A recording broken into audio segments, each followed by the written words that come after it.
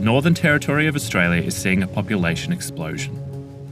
But it's not humans who are massively growing in number. Just trolling the edge for food. We'll see if he comes up. He's a very big croc. Very healthy crocodile, this one. You can see how fat he is across. 50 years ago, crocodiles were hunted almost to the point of disappearing, so the government outlawed killing them for sport or profit. It's the job of park rangers like Gary Lidner and Desiree Nagy to go out on South Alligator River and keep tabs on the roughly 100,000 crocs that are swimming these waters and sunning themselves on the banks. The crocodile population that's in the park at the moment is probably nearing peak population or carrying capacity that was seen before European contact and interference in this country in terms of, removing crocs and all that sort of stuff.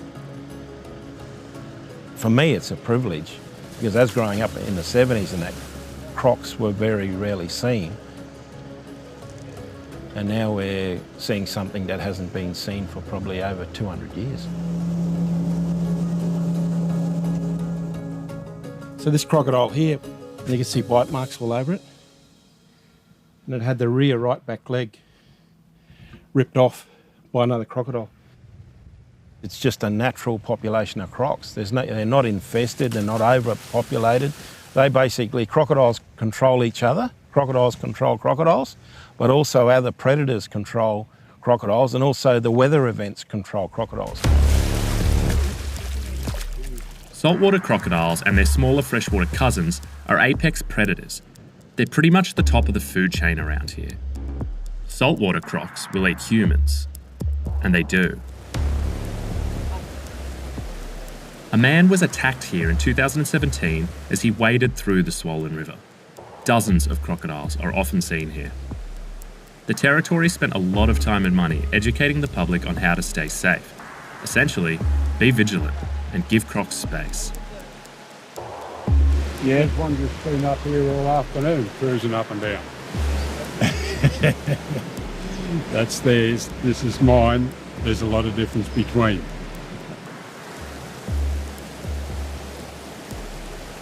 You could have a croc at Cales Crossing grabbing a person every day if they wanted to. I think it's just purely on the crocodile's turn. But most times people are compliant. They understand the risk, they respect crocodiles, and they don't take the risk. But you always get a minority that do. And you look at most of the croc attacks, it's when people have been in the water. These days, there's about one croc for each of the Territory's 2 humans. So tourists are flocking here to get a glimpse of these creatures in the wild. So watch him change his attitude with this. The bigger the food, the more active they become. This croc is probably one of the biggest crocs in the wild in the world that we know of, okay? 6 metres. Yeah.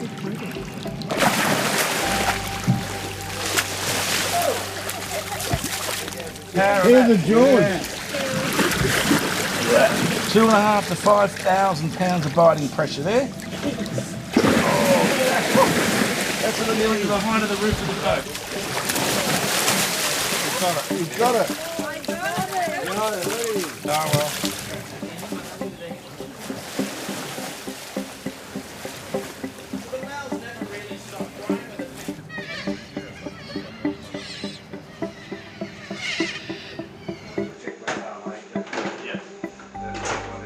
We have strategic areas around the harbour where we place crocodile traps. They're there year-round. There was a sighting earlier on this week at Stokes Hill Wharf of a large crocodile. The member of the public reported it to be 4.5 metres. That'll be one of our goals today, to head out and see if that animal is in any of our traps.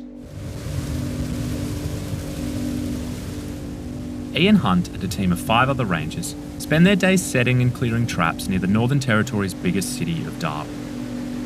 As crocodile numbers have grown, so has the chance of the animals trying to enter the harbour, getting dangerously close to people. We've caught over 130 crocodiles this year. Tracking probably over 300 crocodiles for this year will be removed. That's a pretty average year for us. Somewhere between 300 to 350 crocodiles would be a good year. Anything up to 4.5 metres has been pulled out of our traps, and everything in between. Shouldn't be too difficult. It's not got that much weight in him.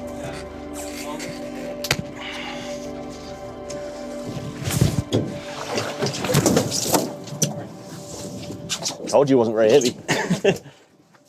This crocodile here is probably over 2.5 metres, and if that was to grab a hold of an adult human, it would easily be capable of drowning them.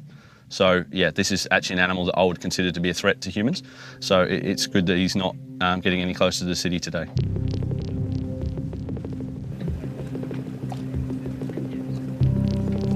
He's out the door.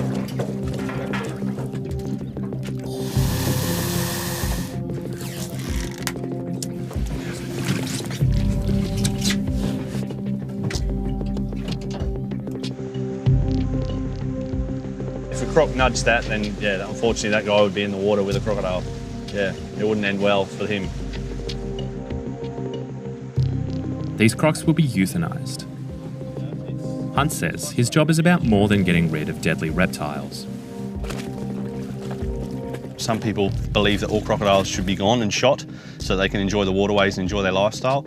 And other people believe that crocodiles should be protected and no crocodile should be removed and every life is precious. We're somewhere in the middle where we just want to keep that human-crocodile interaction down to a minimum here in Darwin Harbour. We just have a zero tolerance to animals moving in.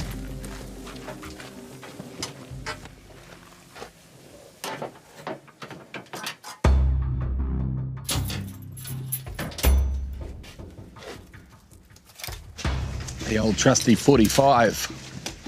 This is my insurance policy. The Parks and Wildlife Rangers concentrate their work around the 50-kilometre radius of Darwin.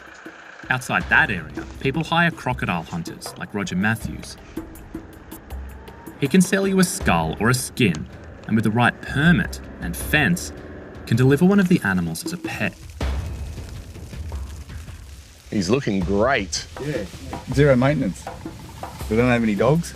Short-legged, waterproof dog. Yeah. You put your hand in there, guarantee it's coming off. Yeah, if he gets a good enough grip, they'll death roll. They'll tear your arm clean out of its shoulder and eat your arm in front of you.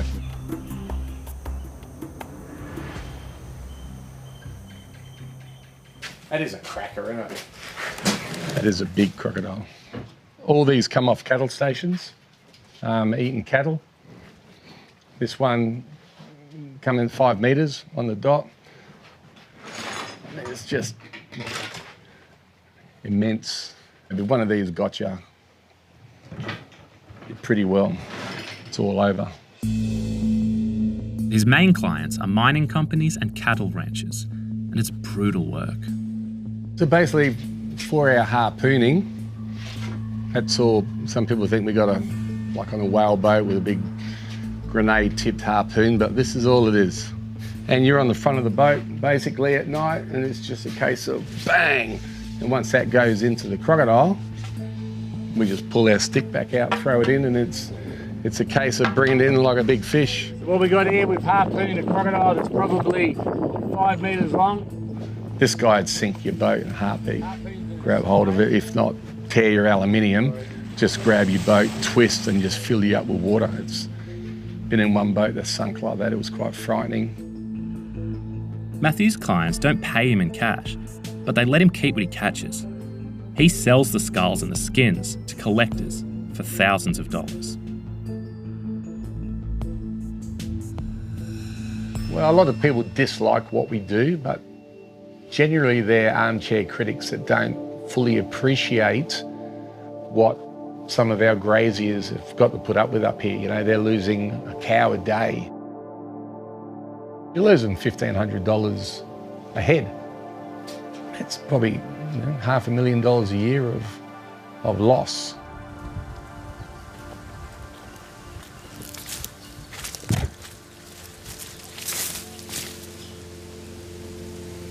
What we'd look for, you'll see a patch that's smooth, and you see the footprints where they drag themselves off into the soil, and the size of the tail slide will give you some indication of the size of the crocodile as well. It's all part and parcel of living in the Northern Territory. You know, you're going to come across buffaloes, you're going to come across pigs, you're going to come across crocodiles. Hell, some of the birds are even violent.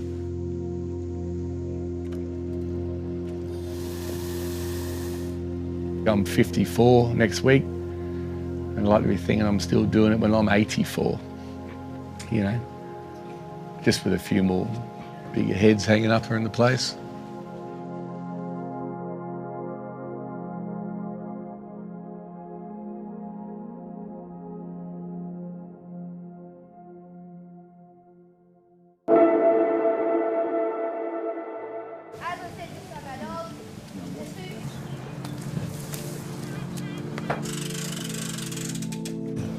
Graham Webb's been studying crocodiles for 5 decades, and he owns a wildlife park where crocs are the main attraction.